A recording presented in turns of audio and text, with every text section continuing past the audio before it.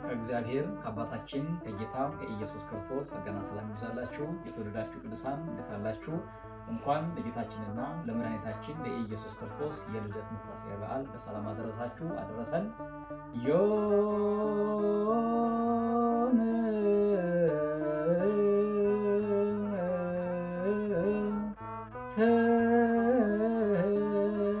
ፍስሐ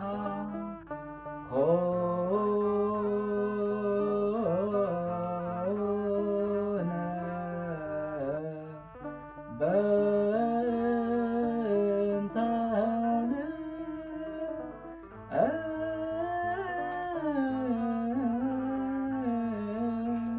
ልደቱ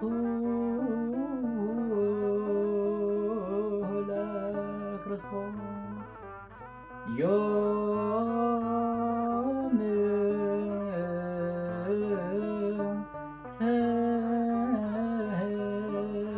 ፍስሐ ኮነ በእንተ ልደቱ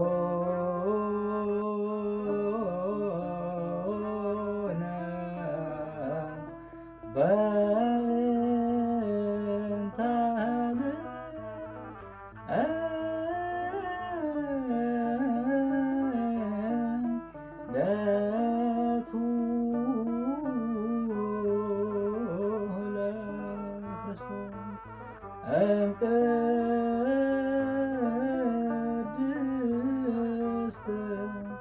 ድንግል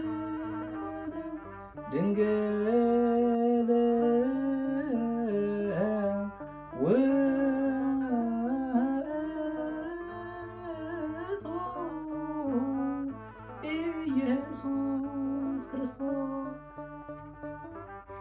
ክብርና ምስጋና ለአምላካችን ለእግዚአብሔር ይሁን።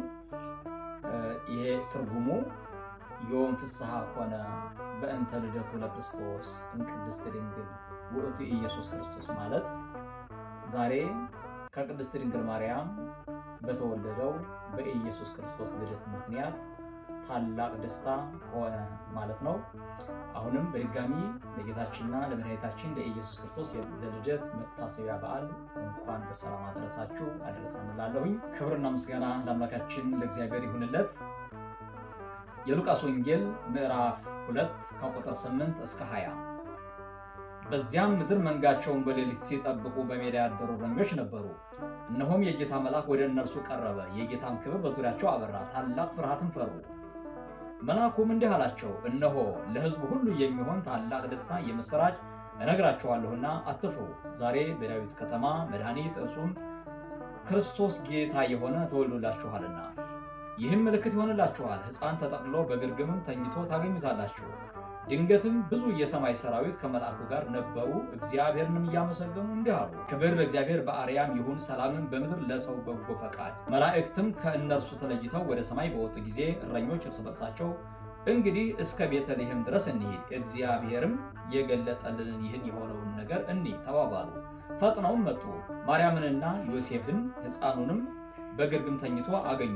አይተውም ስለዚህ ሕፃን የተነገረላቸውን ነገር ገለጡ። የሰሙትም ሁሉ እረኞቹ በነገሯቸው ነገር አደነቁ። ማርያም ግን ይህን ነገር ሁሉ በልቧ እያሰበች ተጠብቀው ነበር። እረኞችም እንደተባለላቸው ስለሰሙትና ስላዩት ሁሉ እግዚአብሔርን እያመሰገኑና እያከበሩ ተመለሱ።